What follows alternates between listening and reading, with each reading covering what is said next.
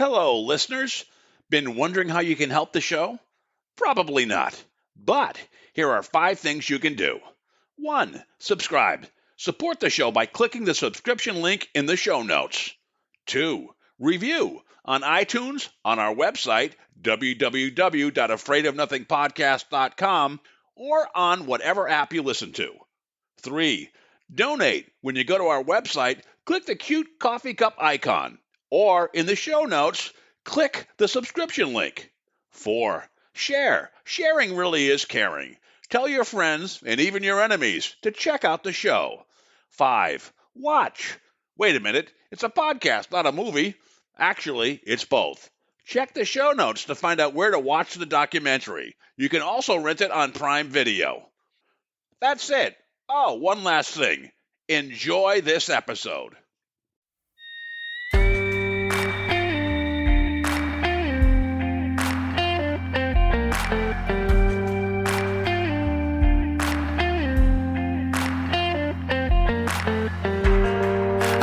Finally saw the light.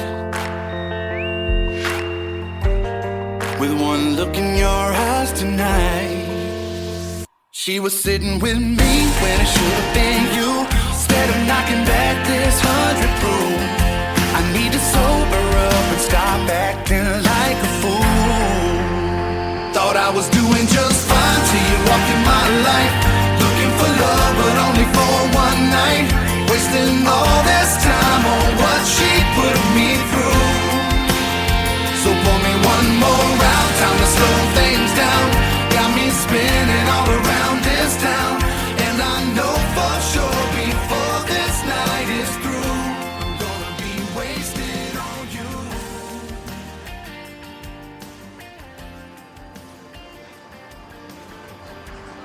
In a world where nothing is known, nothing is certain, reality is not real. Wake up! Be afraid of nothing. I'm Bob Heskey. Robert.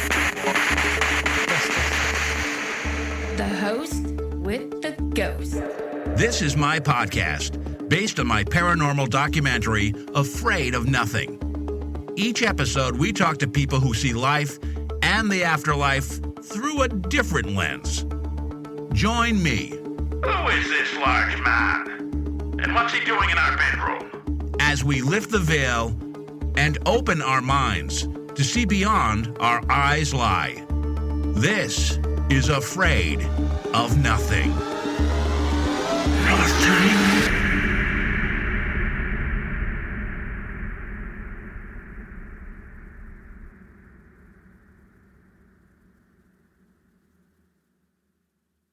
All right, I am here with my sometimes co-host, good friend Kyle Carvin, and a great guest, Butch Gibson, who is in the band 3 and 20. Now, some of our listeners may recall one of my earlier shows, probably the 5th episode, was with my banker. People tell me ghost stories. For example, I went out to the liquor store the other night, right before I was going to work out. I went to the liquor store, and the cashier saw my Afraid of Nothing sweatshirt, and she had a ghost story for me.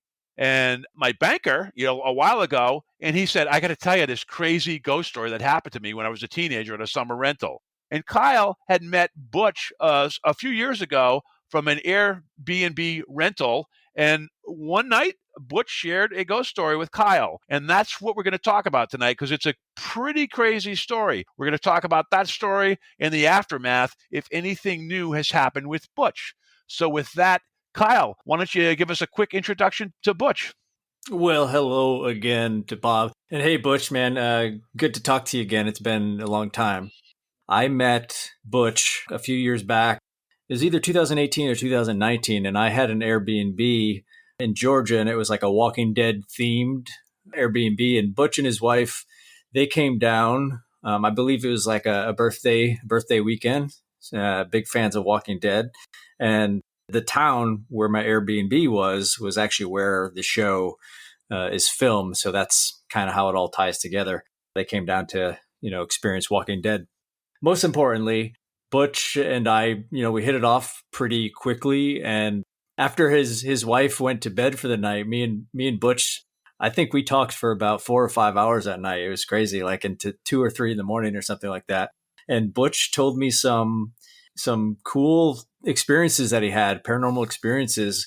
And ever since he told me a couple of years ago, like I've remembered certain details and always thought like I would love to hear those again. So Butch, I'm not sure how or what we kind of instigated the conversation. I don't remember how we both were like, hey, we have some ghost stuff to talk about. But you had some crazy experiences, and I don't remember like your first one, if you had stuff you experienced when you were a kid, or why don't you fill us in like when your experience started, or if it was just this one random night when you were older.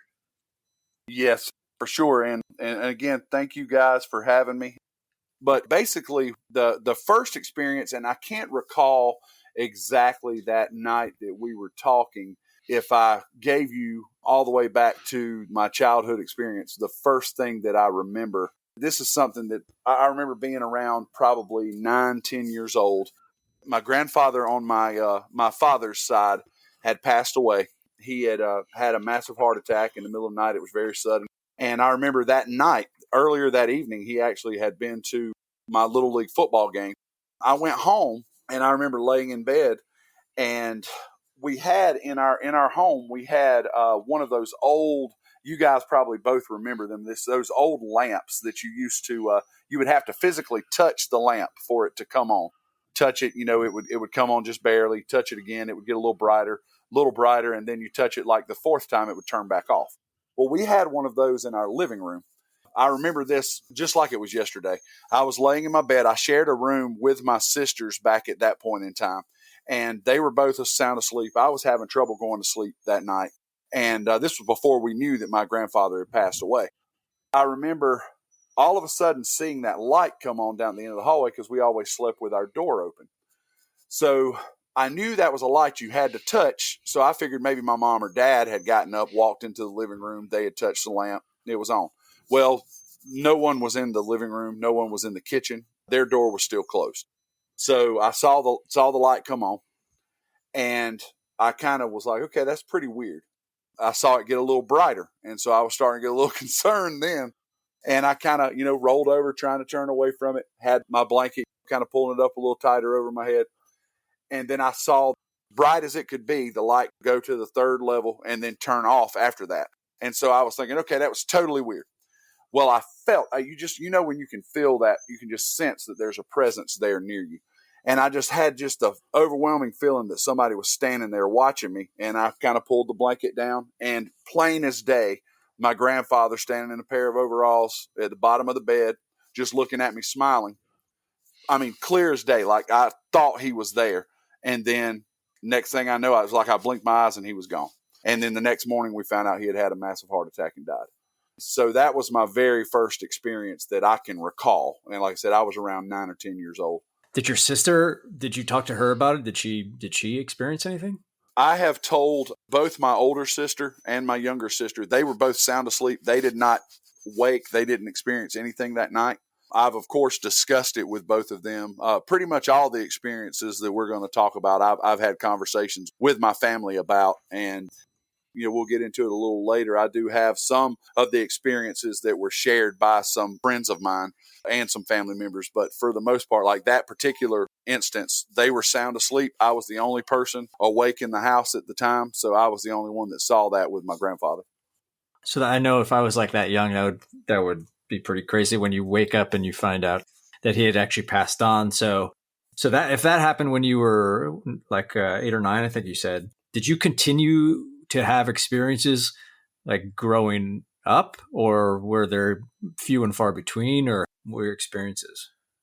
I would say, I've had several other experiences that will always stand out with me. But as far as with in particular with my grandfather, I never had anything else after that. I almost took that to being 9 or 10 years old. You don't think too deep into a situation like that. You just realize, okay, it freaked me out. I was a little scared. But as I've gotten older, looking back on it, to me personally, I look at that as a peaceful thing, a peaceful moment when I look back on it now, because it was literally the only explanation I have for it in my mind is it was my grandfather coming, it was his opportunity to tell me goodbye. So now looking back on it, rather than being a child and being scared of what happened there, it's more so comforting. Now, some of the other experiences that I've had that we'll get into in a moment, those are a little scarier. I mean, that's really the only way I can get into it. A little more frightening than that. I don't really have explanations for some of those things, but the one with my grandfather there, I definitely could say that was something that, looking back on it now, it's more comforting than it was frightening. That's the first time I heard that story from you. When we met, you told me some of the scary ones. Yeah. So correct me if I'm wrong here. For some reason, I was under the impression that you don't really come from a family that shares those kind of experiences. Although you did mention you had talked to them.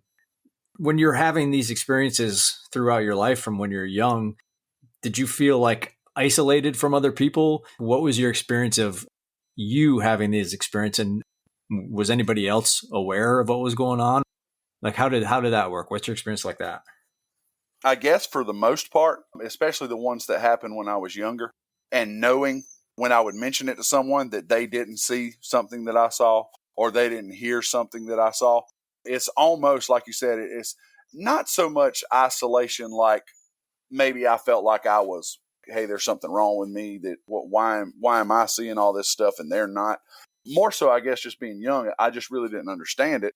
But these experiences, I mean, they were plain as anybody I would walk into a room and see. I mean, I don't know how to explain it, but it just, when you see something like that and you have that experience, or you hear something, like you said, you go talk to somebody else. Oh man, did you just see that? No, they didn't. It freaked me out for a while. And I've had some other things that have happened, not necessarily paranormal type experiences, but I've had some weird things that have happened as I've gotten older, that my wife especially, she gets a kick out of it every time it happens, and our kids too. I just have a knack for just really weird things, like having conversations with someone, and I'll say the next thing, like I'll say something, and then that would be like the next thing that was going to come out of their mouth. Or we'll be watching television shows and I'll say something, and literally the very next line of whatever's in the TV show or the announcer on the game will say word for word what I just said. And it just blows their mind all the time when stuff like that happens. But all that stuff, I guess, is kind of connected. As far as just being isolated, I did have some thoughts, like, hey, there's some weird things going on here. Why is it me? Maybe I have a, something in my spirit that, I mean, I don't know how else to say it other than I've questioned sometimes whether or not I have something in me that draws that attention. And maybe they just feel, when I've had these experiences, I mean, yes, some of them have been very personal as far as family members. Like, I want to tell you one about my father in a little while, who just passed away 2 years ago. I've had some things that have happened that no relation to me whatsoever. So I don't understand why I would be a part of that experience. It sounds like you definitely have some sort of sensitivity. Bob has met more folks than I out there, but there's like so many people have different backgrounds in the paranormal realm. It sounds to me like you have some sensitivities or some good instincts at the very least. We're all born with abilities to, or this connection to this other world that we often refer to as the paranormal world. It's like over time and through life and the responsibilities of life and adulthood, we kind of like ignore these abilities that we're naturally born with, but some people just kind of hang on to it and they have stronger abilities. And it seems like you just have a really strong one, because it sounds like you could, like, if you were to focus on your abilities, it seems like you might be some sort of empath or a medium or a psychic. You have something going on, that's for sure, it sounds like. So I talked to a bunch of people, Butch, and they're like almost ghost magnets. It's like they almost vibrate at a higher level. Everybody's a vibration. I was going to say, but you're really interesting. I was going to ask you, because you have had personal apparitions, like your grandfather and your father, you're going to talk about in a minute.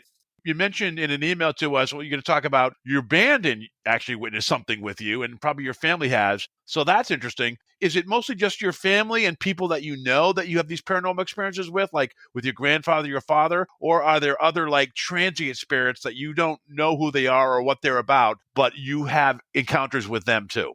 Yes, one in particular, and this is one I'll kind of bridge the gap, and it's another one, Kyle. I don't know if I actually had mentioned this one to you the night we discussed. There's one story in particular I know that we're going to talk about that you mentioned. It's a little more frightening, but there was one night when you mentioned an experience where I actually have other people who witnessed it with me. This one it's still unexplainable, but as you know, I'm a member of one of the lead singers of a band called 3 and 20. We travel all over the country. I'm guessing this has probably been about 5 years ago now. We were playing a show at a wine vineyard in the state of Virginia. And of course, anybody who's been down in the South, you know that there's a lot, especially the Virginia area, Tennessee, North Carolina, there's a lot of antebellum land around there where there's still plantation homes and things like that. Well, the place that the venue owner booked us to stay for the evening was at a bed and breakfast. It was actually at a plantation home, a Civil War plantation home. So here we are. We're 5 guys, a couple of roadies that were with us, staying in this 3-story plantation mansion up in Virginia. And once we get done with the show, we get back, we grab some dinner. The owners of the bed and breakfast, they're already in bed. We're splitting off to our different rooms, and we start hearing sounds like a piano playing. And we knew there was a piano downstairs we had seen earlier in the day when we had checked in before we had our show. Well, a couple of the guys, we go downstairs, we're following the sound. We go downstairs, we see the piano, physically see the keys on the piano are playing. It stops as we notice it, but we see it. One of the guys was across the way taking a shower in the bathroom. He comes out wrapped up in a towel. He's like, "Man, did you guys hear that?" We're like, "Yeah, who was playing the piano?" We're like, "We don't know. We thought you were. That's why we came down here." And he wasn't. And so we saw that. And then go back upstairs to our room. We were hearing all kinds of crazy noises, sounded like children running around playing. It was really hard to go to sleep. It was keeping us up all night. Lights were flashing on and off. It was so weird. So we go downstairs for breakfast the next morning. We're all down there together. We're all kind of afraid to even mention it, thinking we're crazy, because we'd had a little bit of wine to drink. We'd been singing at a wine vineyard all night. So we go downstairs. We've been talking about it. The husband and wife that own the place, they come out and they see a look on our face, and right out of her mouth, the first thing she says before we start eating breakfast, she says, "So I guess you met the children last night." Oh. And so we knew then. We were like, okay. So then we just started asking questions like, okay, who are these children? What's going on? And basically her theory was that they were children who probably had an illness during the Civil War times and passed away, and their spirits stayed there at the house. She always hears them running around. She hears laughing. That kind of comforted us. We were like, okay, we're not crazy. We actually did see this. And then the last thing, as we were loading up to leave town, the later on that afternoon, we had all of our stuff in the van, and there was a huge chandelier that hung over the second floor bedroom window there, and it was out on the porch. And we were getting ready to leave, and me and 3 of the other guys in the band, we were all looking, and all of a sudden, we see the chandelier start swinging back and forth. Mm-hmm. And we pointed it out to the lady, and she's like, "Yeah, sometimes," she said, "I guess they just jump up there and swing. They're telling you bye." So we were like, "Oh my gosh." But that was one that actually I've been with my bandmates, and I actually was telling them I was going to do the podcast with you guys, and they were like, "Man, you got to tell that story. You got to tell the story about the bed and breakfast." And I told them I would. Yeah, so. Sure. That's awesome. So, but you had an experience with your father who passed away recently, you said, and this actually happened after we met. Yeah, and this one is going to sound a little bit crazy. And my wife actually was one of the witnesses to this situation. But my father passed away in November 2 years ago from stomach cancer. It came on really suddenly. He was totally fine, got sick, was diagnosed in June, and was gone in November. He was very young. He was only 65 years old. So it's been really tough on all of us. And my father and I, anybody in my family, my friends, they all know we had a tough relationship. just some things that, I experienced growing up around him. He was, really battled with alcoholism for a long time. And so anybody who's ever dealt with that, that being in a family with a father that is dealing with that disease is you see a lot of bad things. So we had some distance in our relationship, and I tried to get back as close with him as I could right before he passed.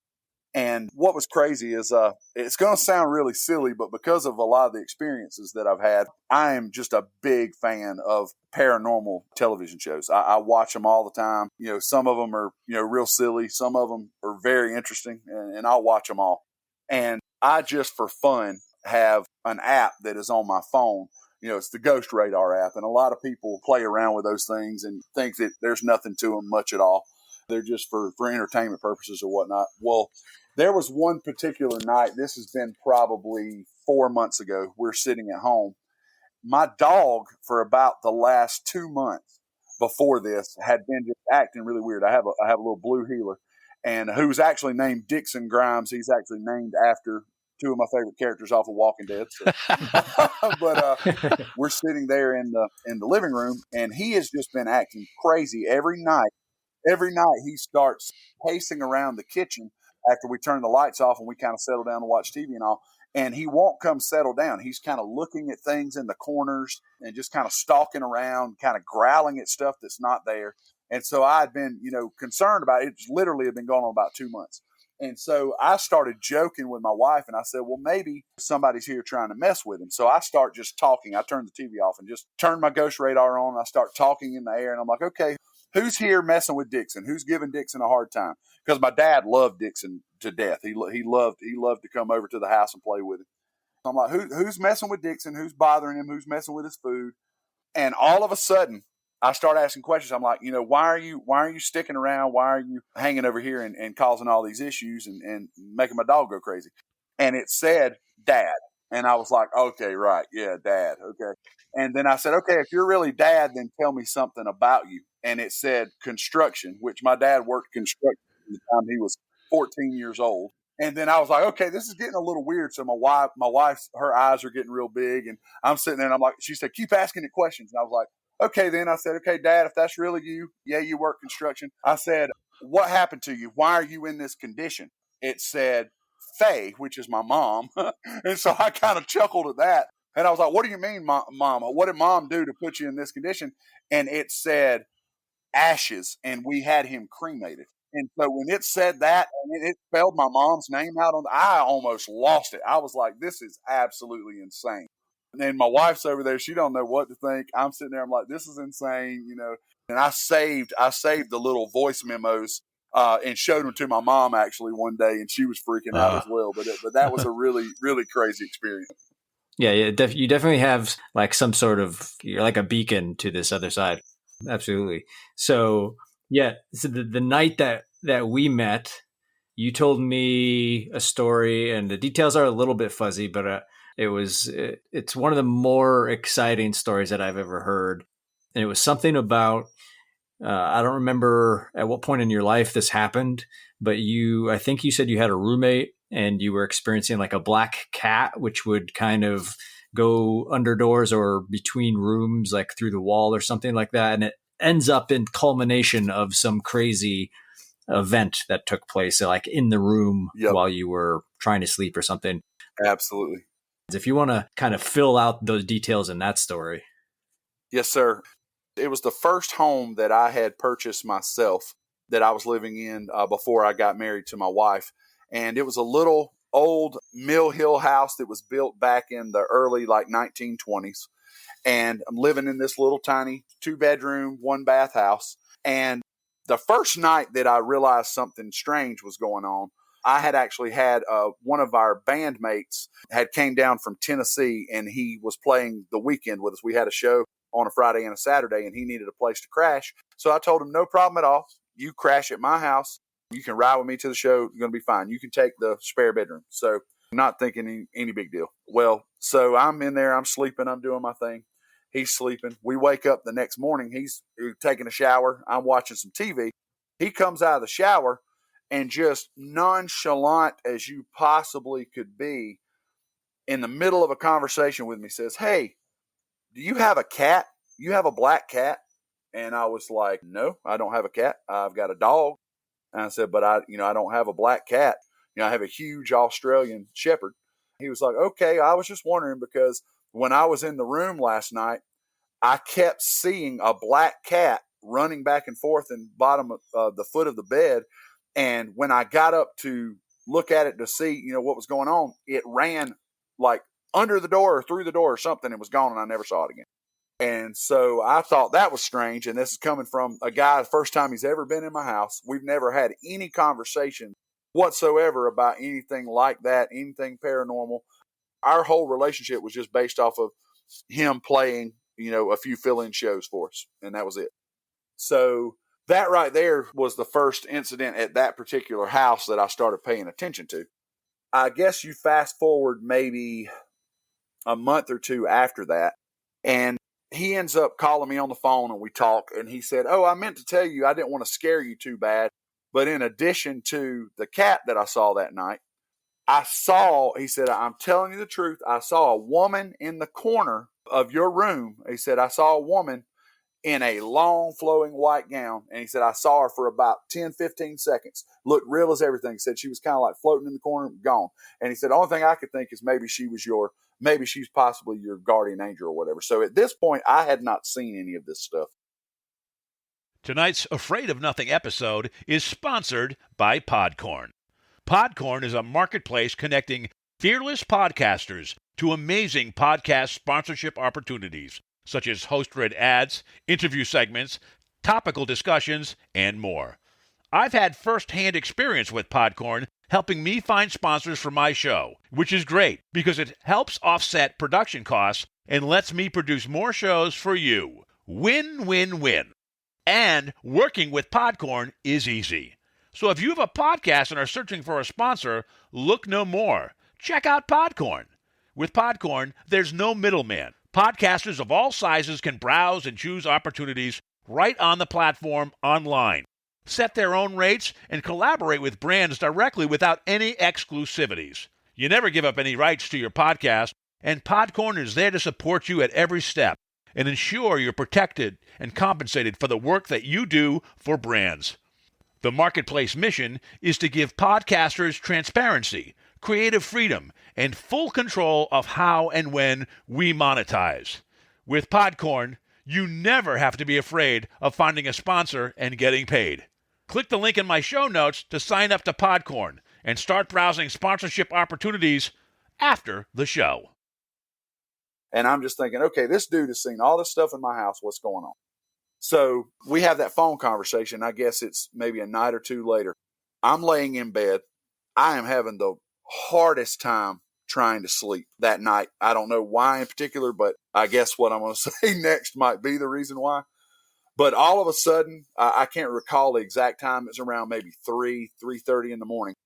I start hearing the loudest noise. It's almost like rock music playing at the top of just the highest pitch, guitar, screeching guitar, horns. I mean, anything you could think of, just loud, screeching, just crazy noise. And it's so loud, I literally had to put my hands over my ears, and I could feel a presence as I'm laying in the bed. I could feel the presence of something behind me. And so I'm turned over. I'm hearing this noise. I am freaking out. I'm starting to say every prayer I can think of. I know there's something behind me. I'm seeing like flashing lights, hearing all this noise, and just loud as everything. So I'm shouting out prayers. I'm just like, Lord Jesus, please, whatever's going on, if you can just make this stop. I'm shouting out Bible verses, anything I can think of to make this stop. I don't know what it is, but I just don't want to turn over and look because just something in me is telling me that whatever it is, I do not want to see. And I'm just laying there. I'm hearing all the noise. And then I'm praying. I'm just like, in the name of Jesus, please just let this stop. And then all of a sudden, everything quits. The lights stop flashing. The music's gone. I feel on my shoulder as I'm laying there, I know there's a presence behind me, and I feel something, plain as day, reach over, grab my shoulder. And I didn't want to, but I did anyway. I rolled over, and when I turned over, I saw that same lady in the corner, the floating in the corner that Fiddler was the guy's name who had stayed with us. He plays the fiddle. That was his nickname. Mark Fiddler is what we called him. But that's what he had seen. And I saw that just for a split second, just right there in the corner. It freaked me out. Then it was gone. And I never had any other experience in that house for the whole next 2 years that I lived in it after that. So, Butch, this woman, this apparition, was it a full body apparition, or did you just see kind of the first top of her? I asked because on my documentary, Afraid of Nothing, there was a similar type of thing, but it wasn't like a full apparition. It was kind of almost like the first top part of the body. So I was wondering, was it a whole person that you saw or part of one? I don't recall seeing any legs because, like I said, it looked like she was floating in the corner of the room, like she was suspended, almost like her head would have been touching the ceiling and just floating up there, and just white, just gleaming, peaceful looking, nothing scary about her at all. Would you say the feeling was like love or what? Again, it's interesting because I've heard a different variation of this from someone else before, but what was the feeling you got from this person? It was almost like instantly in my mind, I could tie back what Fiddler had told me his experience when he said, I saw this woman and I don't think there's anything to worry about. I think she might have been your guardian angel. And the way that I was saying that prayer, and the minute that I said amen, everything stopped. I felt that hand. I turned over expecting to be freaked out. And when I saw her, it was just peaceful. It was almost like I knew everything was okay. I knew that whatever was going on before, I didn't have any reason to worry about it anymore. And that's the only way I can really explain it. And then once she was gone, I never saw her again. I never had anything like that happen with the noise or anything. I never personally saw the black cat. So I wish that there, I could talk to someone that would have experience with that to like you were mentioning earlier. So maybe they could tie it all in together. If was the black cat the manifestation of whatever the spirit was that she was protecting me from? I mean, I don't know. I just know that after I saw her, after I said that prayer and those noises stopped, the whole rest of the 1.5 to 2 years I lived in that house before I sold it and got married, I never had another experience there.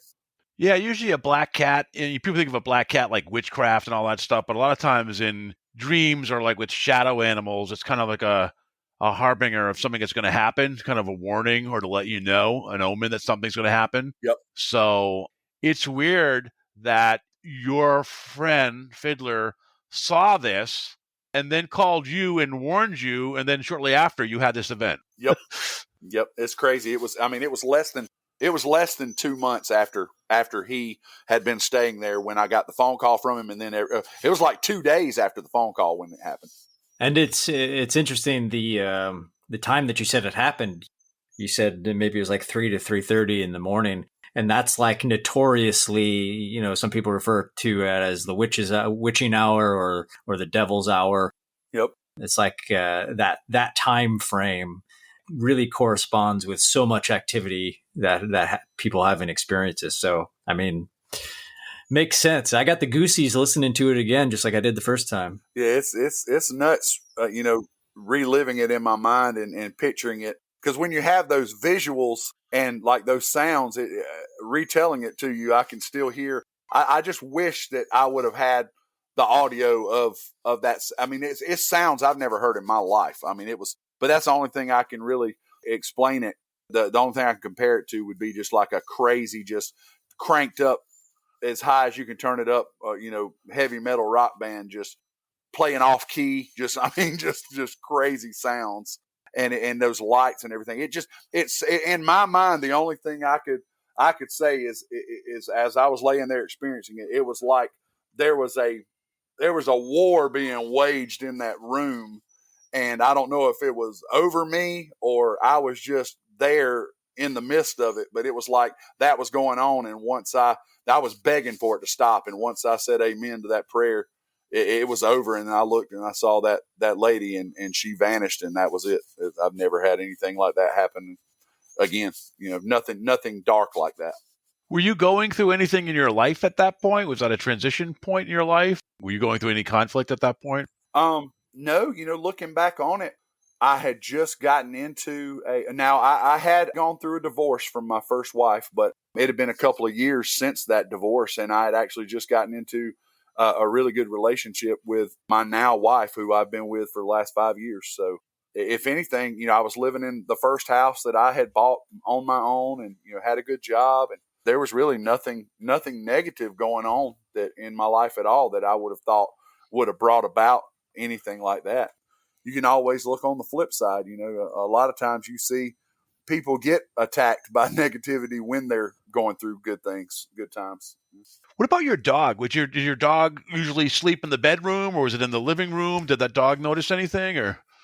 Now, what's crazy about that is by the time, and this is a sad story because, I love my dogs, but by the time I actually had my experience, and I don't recall him seeing anything the weekend that Fiddler was there, but by the time that I had my experience, my dog had actually ran away, and I never found that dog again. Wow. I looked for him for probably a year, just putting up posters, checking out, and he was gone. And he was gone, and so he actually was not there. He had been gone probably, I guess, about a week after we had a snowstorm, about a week after Fiddler had been there. And I went to let him outside to use the bathroom, and he took off running towards the train tracks, and I chased after him. Never could catch up to him, and then went around checking all the animal shelters and never saw him again. Yeah, that's interesting. Yep, and that was crazy. The fact that you didn't see the black ear and experience the black cat yourself, I'm curious if this black cat was ultimately like some sort of spiritual shapeshifter. That maybe that's the thing that ultimately went to battle, or whatever it might have happened with this guardian angel of yours. And it's like, and also just the possibilities of who this guardian angel could be in your life. Just why it happened is really, really interesting. I've never really heard of this kind of experience where there's just some sort of battle or whatever it was, like just somebody experiencing it outside of like,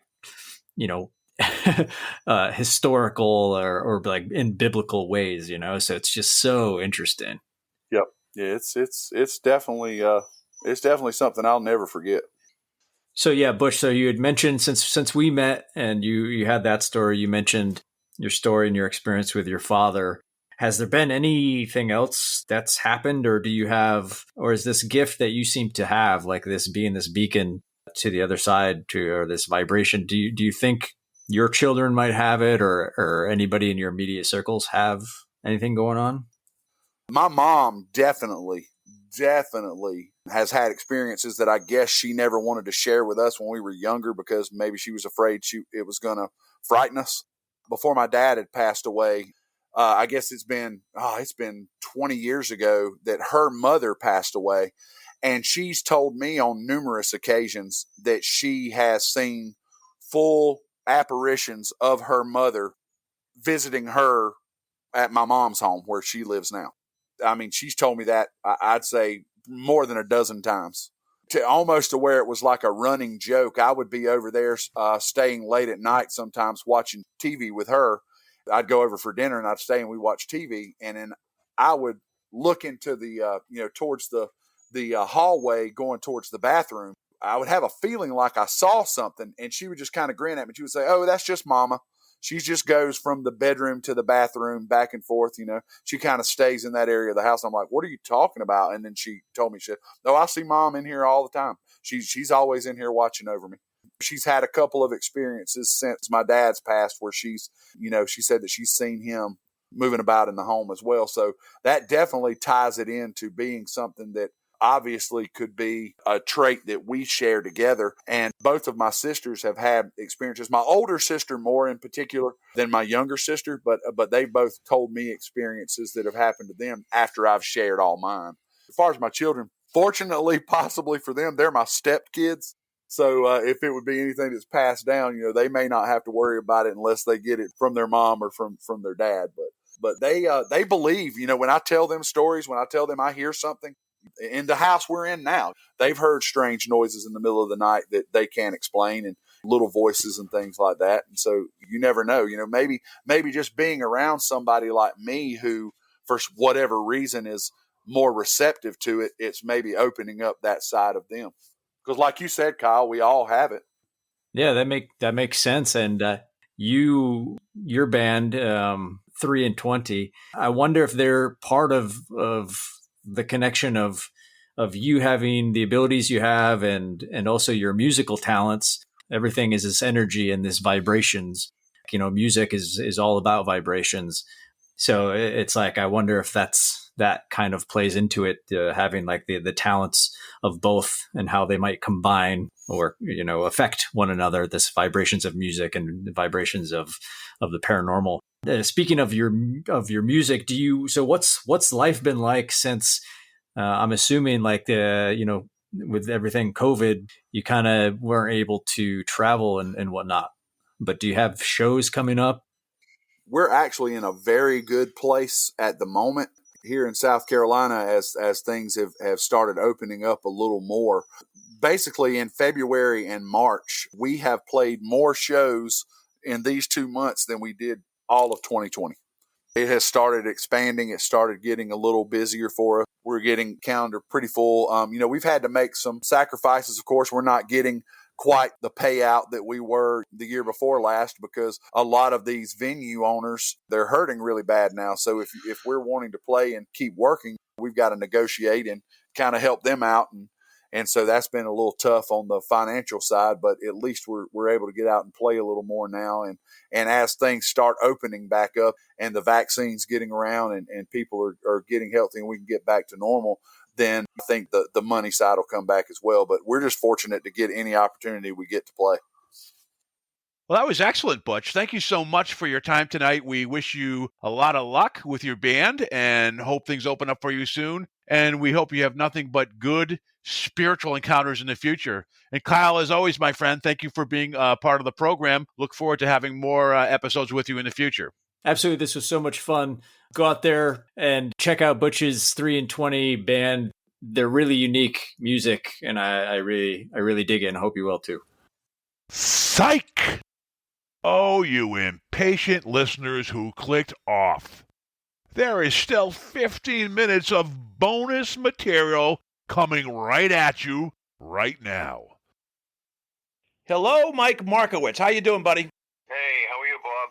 All right. You were in the film Afraid of Nothing documentary. You were our EVP expert, but at the end, you also shared a pretty personal experience that involved a shadow figure and a woman in white. And I sent you a file. I just interviewed someone for an episode, a gentleman who is in a rock band, and he had a crazy experience. What did you think of that when you listened to that? Yeah, it's pretty unique. It sounded like it was a strong experience to see something like that when you're not in the field, you're not asking for it, you're not pursuing it. That's pretty crazy, especially the sound aspect of it, what he was listening to. It sounded like the shadow cat was kind of like a harbinger of something that his friend that visited that was in the band heard. And then his dog ran away. And then, one night he's in bed, like he said, and there's like this battle going on. And there's this music, the worst rock music, discordant, but really loud and out of pitch. And he was like frozen until he felt that hand on his shoulder and he saw that woman in white. You had a different experience, but what did you think that might have been? Yeah, I don't know. It's kind of strange. It's what he takes away from it, because hearing of the story, I can draw an opinion on it, but he experienced it. So whatever he was supposed to get out of it was probably what the experience was meant for. Those things just don't happen at random. There's a point to it. Whatever he got from it is probably the true reason behind it. So I found kind of a correlation in it, that the spirit that he saw was elevated, so he had to look up to it, and that was the same viewpoint that I had. I was looking up as well. So it seems to be that the vantage point that they assume is up on high, which through the centuries, people have always said, you look up to heaven, you look up, you look up. Everyone looks up to spiritual things. These visions, they happen high.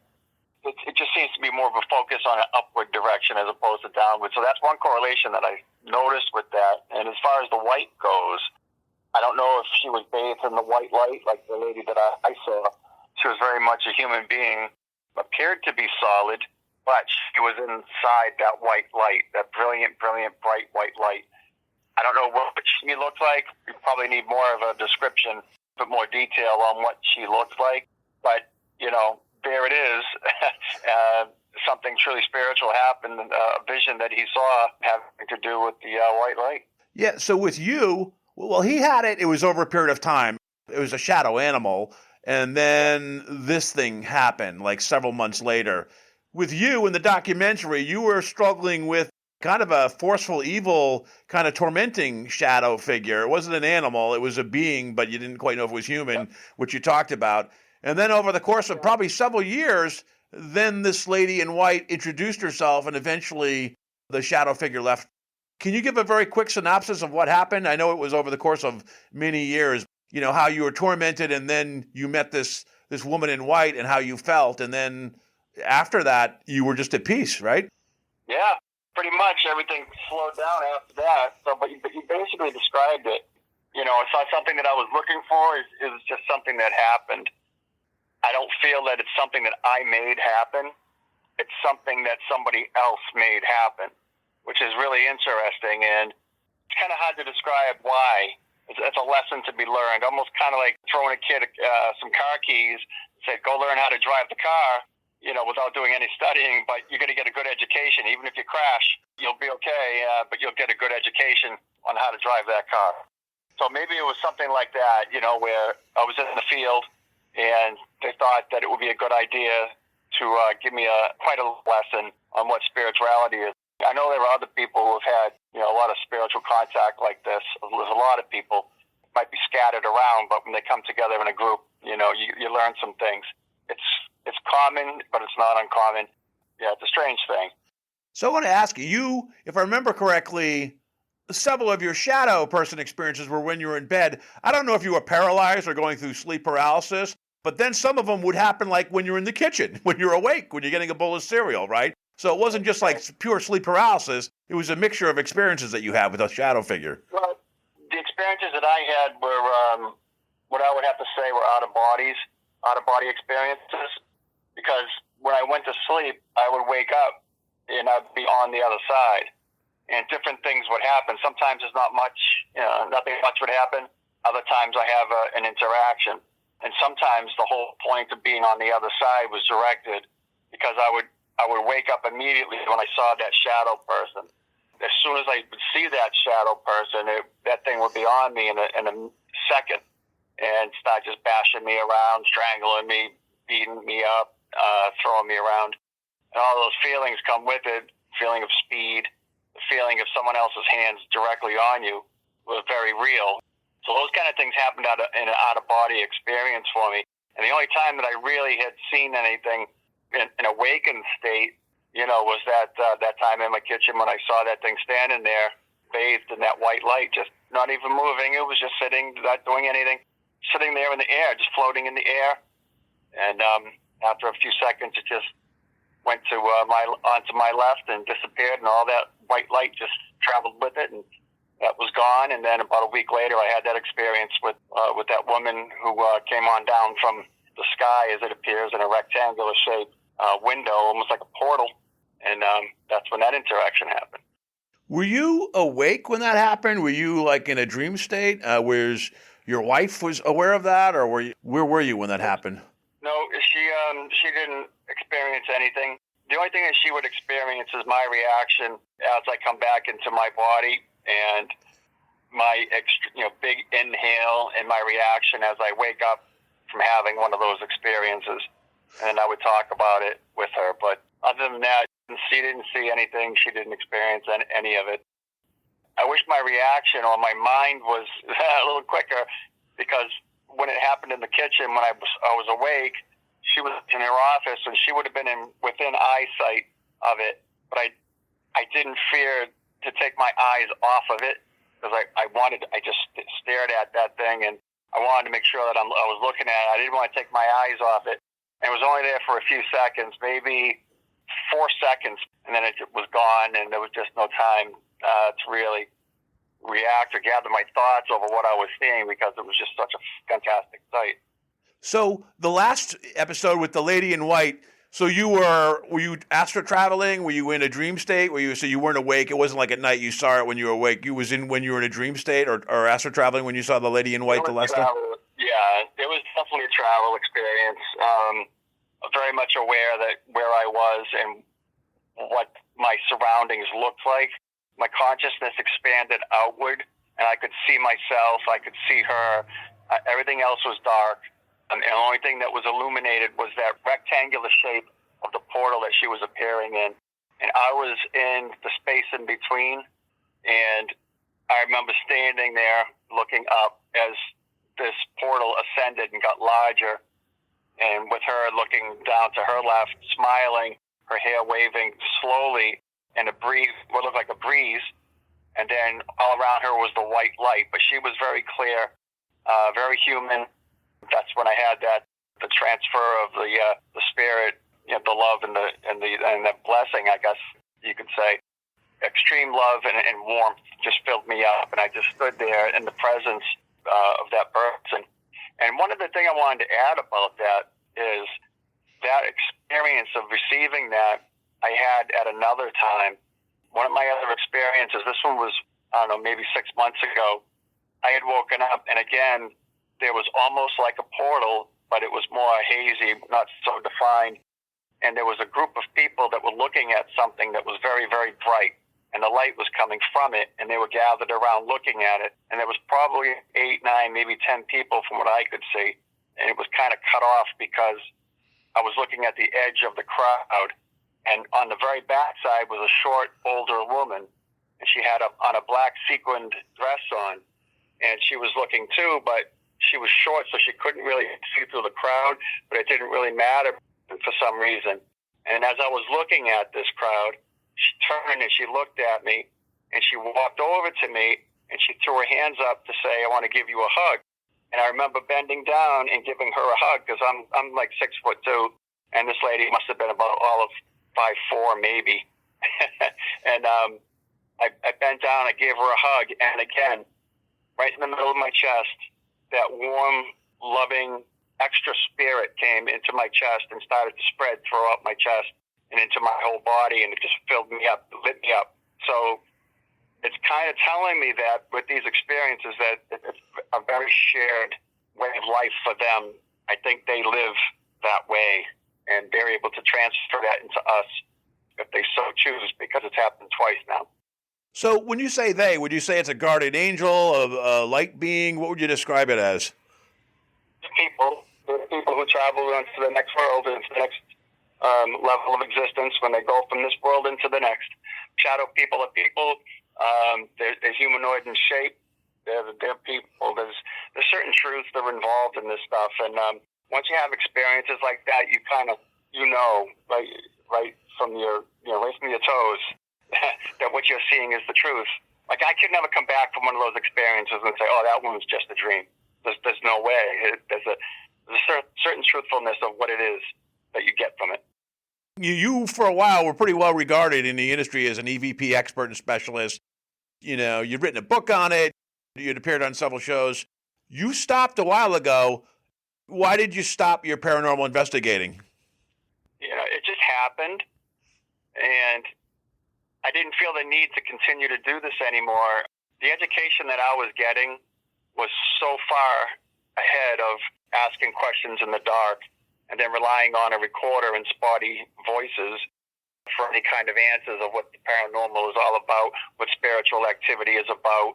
The out-of-body experiences are the way that you need to study spirit to get an idea of what the spirit world really is.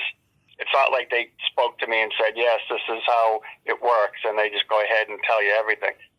That never happened, but the experience did in a certain way. That satisfied me, I guess. I didn't have a need to go back. It's kind of like going to MIT and then learning things there while all along you were working at Radio Shack and talking to the guy next to you trying to get information about something. You know what I mean? Yeah. Like, why would you go back to a Radio Shack buddy of yours when you can go to MIT and get that kind of an education? So for the EVP hunting, the wow factor was kind of gone because you'd kind of had your learning escalated.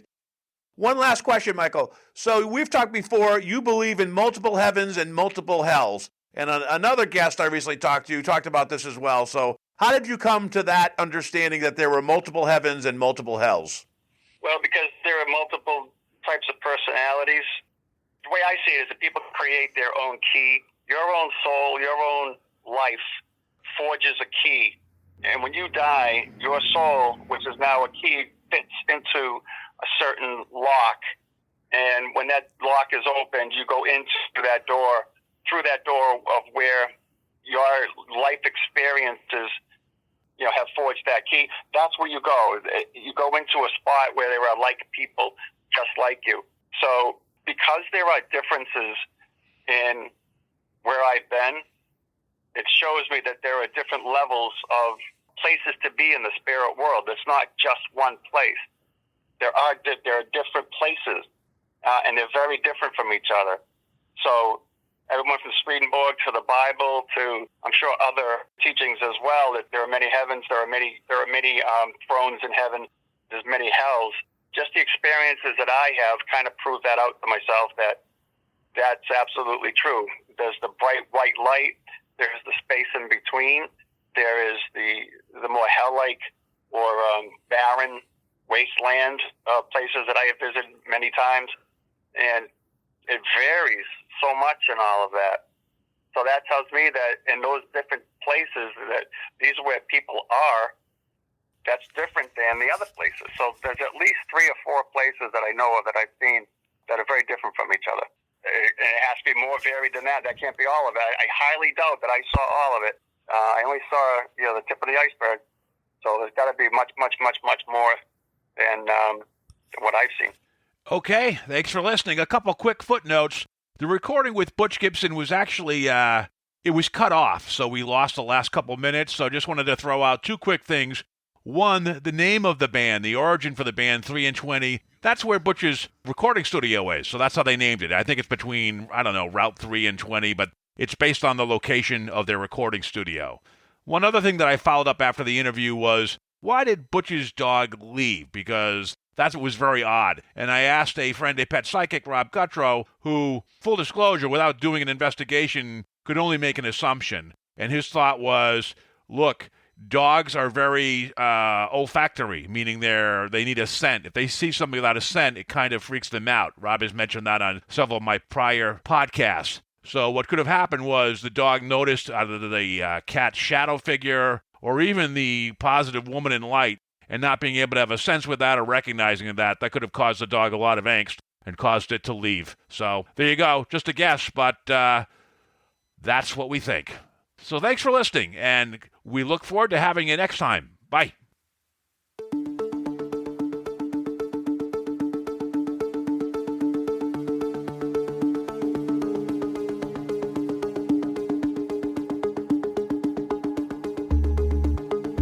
You've been listening to the Afraid of Nothing podcast. Please subscribe and like us on Facebook. Until next time, stay scared.